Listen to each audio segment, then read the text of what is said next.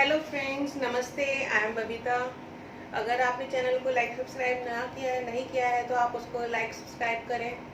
मैंने अपने पिछले वीडियो में आपसे सीटेट के बारे में बात की थी। सीटेट में क्या मार्क्स कंटेंट रहता है, क्या कोर्स रहता है, क्या सिलेबस रहता है, मार्क डिस्ट्रीब्यूशन क्या होता है।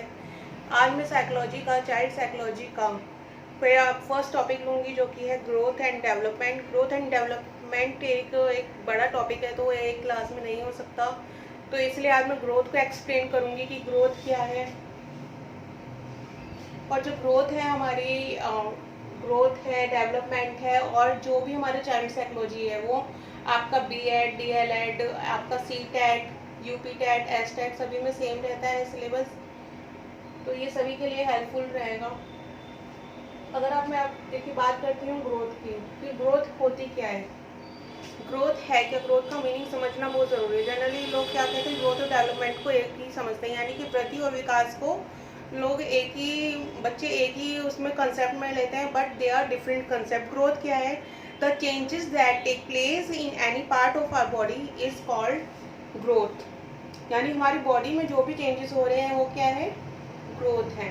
इंटरनली जो हमारे चेंजेस हो रहे हैं वो सब ग्रोथ है। ग्रोथ को हम इन पॉइंट्स के, इन फैक्ट्स के अकॉर्डिंग भी हम समझ सकते हैं, जो मैंने स्पेशली आप लोगों के लिए प्रिपेयर किया है, ताकि आपको ये कॉन्सेप्ट अच्छे से समझ में आ पाए। क्योंकि आप अगर किसी भी साइकोलॉजिस्ट की थ्योरी लेंगे या किसी भी साइकोलॉजिस्ट की डेफिनेशन लेंगे, तो उसमें यही होता है कि जो चेंजेस होते हैं बॉडी पार्ट्स में, वही ग्रोथ कहलाते हैं।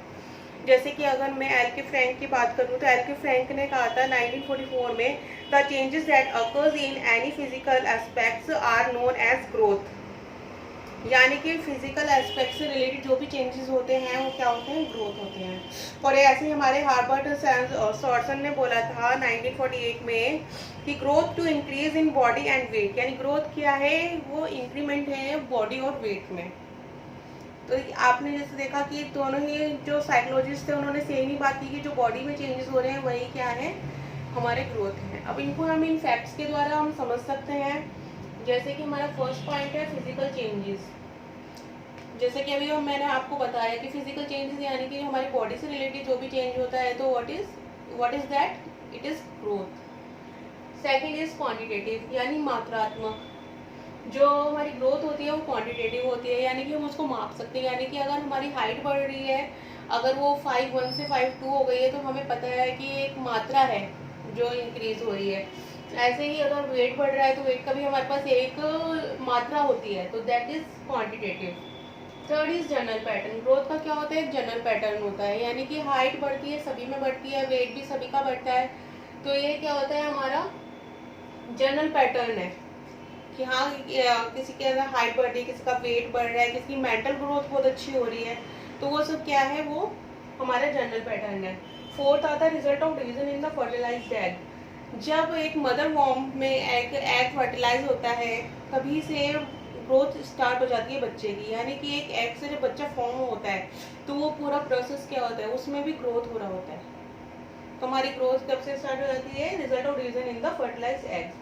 सेकंड हमारा फिफ्थ पॉइंट है growth is not continuous. Growth क्या है? वो कॉन्टिन्यूस नहीं है, यानी लगातार चलने वाली प्रक्रिया नहीं है। ग्रोथ का एक लिमिटेड टाइम होता है जब तक वो चलती है।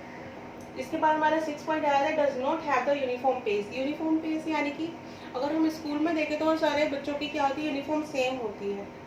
तो क्या सब में, अगर मैं इसी तरीके से देखूँ, तो क्या सभी बच्चों में ग्रोथ सेम होगी?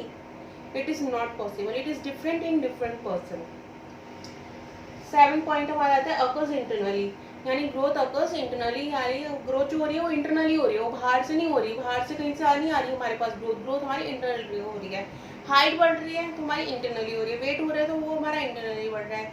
मेंटल ग्रोथ भी हमारी इंटरनली होती है, वो कहीं बाहर से हमें नहीं मिल रही है।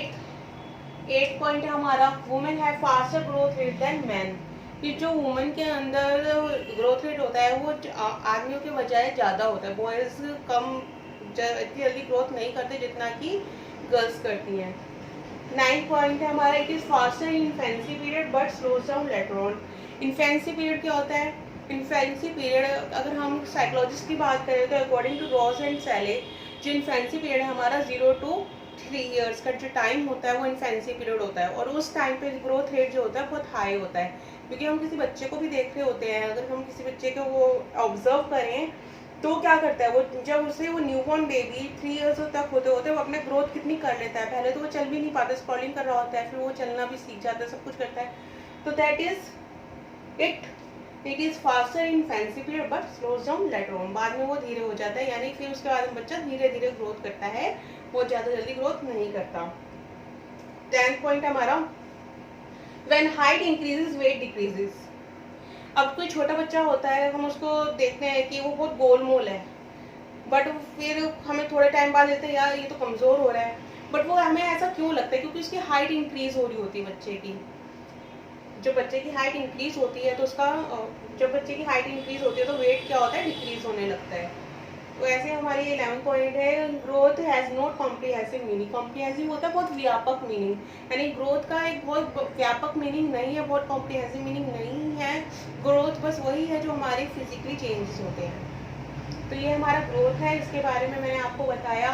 तो आई होप आपको इससे हेल्प मिली होगी, क्योंकि आपका एग्जाम में इससे रिलेटेड क्वेश्चन भी आ जाते हैं कि इन्फेंसी पीरियड अगर है तो ग्रोथ स्लो होगी या डाउन होगी, तो इस तरीके से करके क्वेश्चन आ जाते हैं।